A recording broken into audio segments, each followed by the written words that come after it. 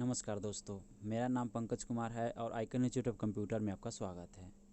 इस वीडियो में आपको एक्सेल में कैसे प्रोफेशनल वे में एक सैलरी शीट क्रिएट किया जाता है और कौन कौन से फार्मूला मैंने इसमें यूज़ किया है एक सैलरी शीट को क्रिएट करने के लिए, और इसमें क्या होता है, डीए क्या होता है, टीए, एचआरए और पीएफ और ईएसआई क्या होता है और इनमें कौन कौन से फार्मूला लगता है। तो ये सारी चीज़ इस वीडियो में मैंने बताया है। जैसे में आप कहीं पर डाटा एंट्री ऑपरेटर के लिए गए और वहाँ पर यदि आपको स्टाफ का सैलरी शीट क्रिएट करना हो तो आप कैसे कीजिएगा।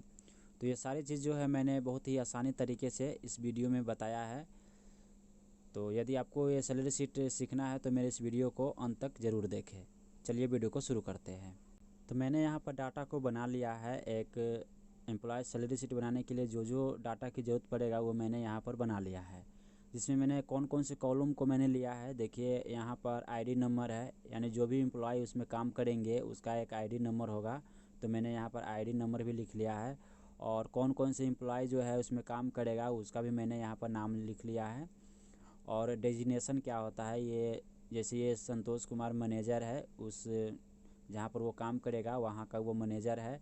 रवि कुमार असिस्टेंट मैनेजर है और सोनू कुमार अकाउंटेंट है। राकेश कुमार एचआरए है और अरुण स्टाफ है। सारी चीज़ें मैंने यहाँ पर लिख लिया है। उसके बाद यहाँ पर बेसिक सैलरी है।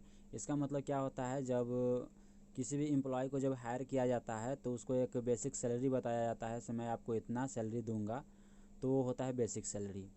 उसके बाद यहाँ पर देखिए अटेंडेंस क्या होता है। जैसे एक महीना का सैलरी जो है 45,000 है, लेकिन इसने जो है संतोष कुमार जो है वो मैनेजर है, मात्र एक महीने में उसने 26 दिन ही उसका अटेंडेंस है। तो अटेंडेंस के अनुसार पर ही जो है उसका सैलरी दिया जाएगा। तो यही होता है ये सैलरी ऑन अटेंडेंस, यानी एक महीना में वो जब काम करेगा तो 45,000 मिलेगा, लेकिन उसने 26 दिन ही काम किया है तो हम अटेंडेंस के अनुसार से उसका जो है हम इसमें सैलरी देंगे। उसके बाद देखिए यहाँ पर क्या है, डीए और टीए एचआरए क्या होता है। ये होता है सरकार की तरफ से दिया हुआ एक छूट होता है। जैसे यहाँ पर डीए यानी क्या होता है, डियरनेस अलाउंस होता है। यानी जब जब महंगाई बढ़ता है तो सरकार जो है हमारे सैलरी में कुछ पैसे को जो ऐड करके और हमें वो सैलरी में ही दे देता है। तो ये सरकार के दिया हुआ छूट होता है, डियरनेस अलाउंस इसको कहा जाता है। और टीए क्या होता है, ट्रेवलिंग अलाउंस। देखिए यदि आप एम्प्लॉय है और आप यदि ट्रेवलिंग करके जॉब के लिए जा रहे हैं, मतलब वहाँ पर ऑफिस में जा रहे हैं आप काम करने के लिए, तो आपको जो है जो भी ट्रेवलिंग करने में जो खर्चा आएगा वो सरकार ही वो देती है, आपके सैलरी में वो जोड़ कर वो दे देगी। उसके बाद देखिए हाउस रेंट अलाउंस क्या होता है। यदि कोई एम्प्लॉय अगर रेंट पर रह रहा है कहीं पर, तो रेंट में जितने भी पैसे लगेंगे उसका हाउस रेंट का वो सरकार ही देगी, उसके सैलरी में ऐड करके वो दे देगी। उसके बाद देखिए ग्रोस सैलरी क्या होता है। जैसे हमारा बेसिक सैलरी तो 45,000 है, उसके बाद हमको डीए टीए और एचआरए सभी को प्लस करके हमारा ग्रोस सैलरी बनेगा। उसके बाद क्या पीएफ क्या होता है, प्रोविडेंट फंड होता है। यानी आपके सैलरी से जो है कुछ पैसे जो है आपको कटेगा और एक मोटे रकम जब बन जाएगा तो जब आपका जब ज़रूरत पड़े तो वहाँ से आप पैसा वो ले सकते हैं। उसके बाद देखिए ईएसआई, ये क्या होता है, एम्प्लॉय स्टेट इंश्योरेंस। ये होता है एक तरफ से इंश्योरेंस, हेल्थ इंश्योरेंस ही होता है एक तरफ से। जो भी एम्प्लॉयज़ में काम करेंगे बिजनेस में, उसको यदि किसी प्रकार की हेल्थ प्रॉब्लम हो जा रहा है तो वो सरकार ही जो है उसको खर्चा उठाएगी, इसीलिए उसको सैलरी में से 1-2% जो है काटा जाता है। ठीक है। उसके बाद सैलरी ऑन हैंड, यानी ये सब जो है बेसिक सैलरी में सभी जो प्लस किया जाएगा, उसके बाद इसको माइनस किया जाएगा और जो सैलरी बनेगा वो एम्प्लॉय को दिया जाएगा। तो इसको मैंने कैसे कैलकुलेट करना है ये चलिए मैं बताता हूँ आपको। सबसे पहले देखिए मैं यहाँ पर सैलरी ऑन अटेंडेंस, यानी कहने का मतलब है ये इसका बेसिक सैलरी जो है मैनेजर का बेसिक सैलरी 45,000 है। एक चीज़ मैं आपको बता रहा हूँ, देखिए यहाँ पर मैं करेंसी का सिंबल देना चाहता हूँ। इससे पहले जो है इससे पहले मैं करेंसी का सिंबल देना चाहता हूँ, तो क्या करूँगा, सबसे पहले मैं इसको यहाँ से सिलेक्ट करूँगा। ठीक है। सिलेक्ट करने के बाद आपको जो है यहाँ पर नंबर ग्रुप में जाना है, होम टैब के नंबर ग्रुप में, और यहाँ से करेंसी का जो है यहाँ पर इस पर आपको ले लेना है। ठीक है। तो लेकिन डॉलर आ जाएगा, लेकिन वैसे करने की कोई ज़रूरत नहीं है। ठीक है। देखिए यहाँ से उसके जस्ट नीचे में यहाँ पर आपको क्लिक करना है और करेंसी आ जाएगा। तो आप यहाँ से देखिए सिंबल को, ये डॉलर का सिंबल जो है इसको आप हटा सकते हैं यहाँ से। इसमें आपको यहाँ पर क्लिक करना है और थोड़ा सा नीचे आना है यहाँ पर, और नीचे आने के बाद आपको यहाँ पर देखिए यहाँ पर आपको हिंदी लिखा हुआ है, यहाँ पर रुपया का करेंसी का चिन्ह दिया हुआ है, इस पर आपको क्लिक करना है और ओके कर देना है। तो देखिए यहाँ पर इंडियन करेंसी जो है आ जाएगा। उसके बाद देखिए मैं यहाँ पर भी कुछ कर रहा हूँ, मैं चाहता हूँ कि ये इस 26 यहाँ पर डेज लिख के आए, डे लिख के आए, तो वो भी मैं कैसे करूँगा। तो सबसे पहले आपको जो है इसको सिलेक्ट करना है और यहाँ पर देखिए नंबर ग्रुप में जाना है और यहाँ से इस पर क्लिक करना है और यहाँ से कस्टम में जाना है और यहाँ से जनरल में जो भी चीज़ लिखा हुआ होगा उसको हटा देना है। तो सबसे पहले आपको नंबर चाहिए, तो नंबर के लिए हैच होता है, ठीक है। उसके बाद स्पेस दीजिए और डबल इन्वर्टेड कॉमा में लिखिए क्या, डेज, DAYS, डेज लिखिए, डबल इन्वर्टेड कॉमा बंद। उसके बाद जो है इसको ओके कर दीजिए। देखिए यहाँ पर जो है 26 डेज 30 डेज ये लिख कर आ जाएगा, ठीक है। अब देखिए मैं यहाँ पर कुछ यहाँ पर सैलरी ऑन अटेंडेंस, यानी कहने का मतलब अटेंडेंस के अनुसार से उसका कितना सैलरी बनता है, तो वो कैसे निकाला जाएगा। तो सबसे पहले आपको जो है बराबर का चिन्ह देना है, ठीक है। और ये जो है 45,000 जो है ये क्या है, एक महीने का सैलरी है। तो एक दिन का सैलरी निकालने के लिए हमको डिवाइड करेंगे कितना, 30 से, ठीक है, यानी 30 दिन से हम डिवाइड करेंगे तो हमारा एक दिन का सैलरी निकल जाएगा। मैं फिर से आपको बताता हूँ, देखिए बराबर का चिन्ह देना है, ये है एक महीने का सैलरी, ठीक है। जब इसे मैं भाग करूँगा 30 से तो एक दिन का सैलरी निकल जाएगा और गुना कर देंगे जितना दिन उसका अटेंडेंस है उतना से, तो क्या हो जाएगा, ये उसका जो है सैलरी ऑन अटेंडेंस हो जाएगा, ठीक है। मैं यहाँ पर फिर से बता रहा हूँ आपको, बराबर का चिन्ह देना है और उसका जो है बेसिक सैलरी जो है कितना है, 30,000 है, ठीक है। तो ये 30 दिन का सैलरी है, तो मैं इसे डिवाइड करूँगा 30 से तो एक दिन का सैलरी निकल जाएगा। उसके बाद मैं यहाँ पर गुना कर दूँगा कितना, जितना दिन उसने काम किया उतना दिन का, ठीक है। और इंटर बटन को प्रेस करना है। देखिए इसने 30 दिन काम किया तो 30,000 उसका सैलरी जो है आ गया है।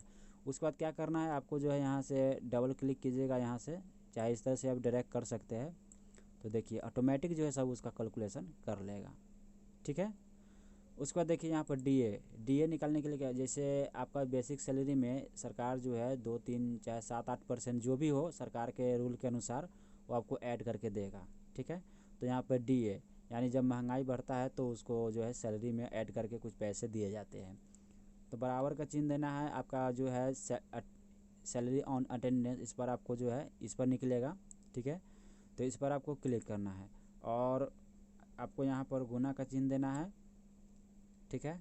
और जो भी 7% हो 8% हो जो भी हो, यहाँ पर मैंने 7% ही लिया है और इंटर कर दिया, ठीक है। देखिए हैच आ गया है, लेकिन घबराने की कोई ज़रूरत नहीं है, इस तरह से आपको ड्रैग करना है तो आ जाएगा, ठीक है। देखिए ये आ गया यहाँ पर, यानी 2730 रुपया जो है उसको यहाँ पर इसमें ऐड करके मिलेगा, ठीक है। उसके बाद उसी तरह से यहाँ पे टीए ट्रेवलिंग अलाउंस क्या होता है, देखिए उसको निकालने के लिए बराबर का चिन्ह देंगे यहाँ पर और उसके बाद हमको सैलरी ऑन अटेंडेंस इस पर क्लिक, क्योंकि हमको बेसिक सैलरी पर ही मिलता है, जितना हमको सैलरी रहेगा उसी में से वो मिलेगा। तो मैंने इस पर क्लिक किया और गुना का चिन्ह और इसको जो है मैंने 12% दे दिया, ठीक है। यानी जो है इसका टीए जो है ट्रैवलिंग अलाउंस वो 12% दिया जाएगा उसका बेसिक सैलरी का, ठीक है। तो मैंने इंटर मारा तो ये भी हैच आ गया, उससे घबराने की कोई ज़रूरत नहीं है, आप इससे ड्रैग करेंगे तो ये जो है आ जाएगा, ठीक है। फिर उसके बाद जो है देखिए यहाँ पर HRA हाउस रेंट अलाउंस, ये भी जो है एम्प्लॉय को दिया जाता है सरकार की तरफ से, मैंने बताया है आपको। बराबर का चिन्ह यहाँ पर लगाना है और सैलरी ऑन अटेंडेंस इस पर क्लिक करना है आपको और गुना का चिन्ह और 18% इसका ले लीजिए। वो सरकार के रूल के अनुसार जितना वो देगा उतना, मैं तो आपको पढ़ाने के लिए सिर्फ बताने के लिए इतना लिख रहा हूँ, लेकिन जहाँ पर आप काम करने के लिए जाएंगे वहाँ पर आपको बताया जाएगा से आपको HRA कितना देना है, कितना परसेंट, टीए कितना देना है, डीए कितना देना है, वो आपको वहाँ पर बताया जाएगा, ठीक है। तो मैंने यहाँ पे इंटर मारा और इस तरह से आ जाएगा, तो आपको ड्रैग कर लेना है यहाँ से। तो देखिए 7,020 रुपया जो है उसको हर एक महीना में ऐड करके दिया जाएगा इसमें, ठीक है। उसके बाद देखिए ग्रॉस सैलरी, ये क्या होता है इसे, हमारा बेसिक सैलरी देखो यहाँ पर हम सैलरी ऑन अटेंडेंस के अनुसार से हमको 39,000 रुपया सैलरी बना, तो उसमें हमको डीए भी मिल रहा है, टीए भी मिला और HRA भी मिल रहा है, तो सबको प्लस होगा हमारा। तो क्या करेंगे, बराबर का चिन्ह देंगे और हमारा सैलरी ऑन अटेंडेंस इसमें हम प्लस करेंगे, ये डीए प्लस करेंगे, उसके बाद टीए प्लस करेंगे, उसके बाद HRA प्लस करेंगे और इंटर बटन को प्रेस कर देंगे। तो देखिए हमारा क्या हो गया, ग्रोस सैलरी 53,430 रुपया हुआ, ठीक है। ये हमारा ग्रोस सैलरी है। तो मैंने यहाँ पर देखो सबको यहाँ से सिलेक्ट करो इस तरह से और नीचे यहाँ से ड्रैग कर दो, ठीक है। एक सबका जो है ऑटोमेटिक कैलकुलेशन हो जाएगा, ठीक है। उसके बाद देखिए यहाँ पर पीएफ, ये क्या होता है ऐसे। पीएफ जो होता है आपको जो है ग्रोस सैलरी में से कुछ पैसे जो है कटेगा और एक मोटा रकम जब बन जाएगा तो वो भी जब आप उसमें काम जब रिटायर होइएगा तो वहाँ से आपको जो भी पैसा वहाँ पर आपको बनेगा वो मिलेगा लास्ट में। तो वो कैसे निकाला जाता है बराबर, और ये ग्रोस सैलरी का आपको जो है गुना का चिन्ह लगाना है और 18% ले लेते हैं, ठीक है, और इंटर बटन को प्रेस करना है, ठीक है। इस तरह से हो जाएगा, ठीक है। यानी हर एक महीना में आपको जो है 9,000 रुपया 9,670 रुपया वो कटेगा, ठीक है। इसको नीचे से ड्रैग कर दीजिए, ठीक है, इस तरह से आ जाएगा।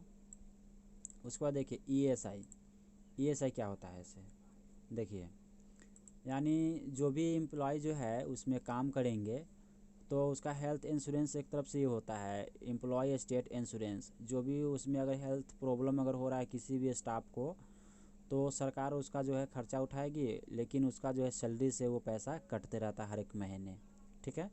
तो वो कैसे निकालेंगे बराबर, हमारा ग्रोस सैलरी का 1% लेके चलिए, 1% ही कटता है, ठीक है, और इंटर मारिए, इस तरह से आ जाएगा, ठीक है। यानी 534 रुपया जो है ये बहुत ज़्यादा हो गया है, लेकिन 1% नहीं कटता है, बहुत कम ही कटता है, 0.75% शायद कटता है। तो आपको कंपनी में वहाँ पर आपको बता देगा कि कितना कटेगा, लेकिन मैंने तो आपको सिखाने के लिए ये मैंने आपको बता रहा हूँ, ठीक है।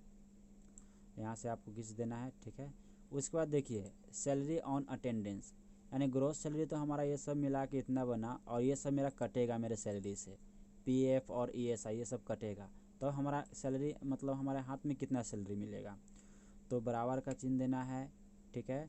ग्रोस सैलरी में से माइनस हो जाएगा हमारा पीएफ और माइनस हो जाएगा हमारा ईएसआई। अब जो हमारा सैलरी बना कितना 43,278 रुपया हर एक महीना का, ठीक है। तो ये होता है, देखिए आप अच्छे से, आशा करते हैं आप अच्छे से समझ गए होंगे। तो इस तरह से आप जो है एक अच्छा अटेंडेंस शीट जो है सैलरी शीट बना सकते हैं। कहीं पर भी आप डाटा एंट्री के लिए आप जाएंगे तो आपको जो इस तरह से बनाना पड़ेगा वहाँ पर। तो मैंने इसमें बता दिया डीए क्या होता है, टीए एचआरए और कैसे इसको कैलकुलेट किया जाता है, ग्रोस सैलरी पीएफ कैसे कैलकुलेट किया जाता है, ईएसआई क्या होता है, ये सारी चीज़ जो है मैंने इसमें बता दिया है।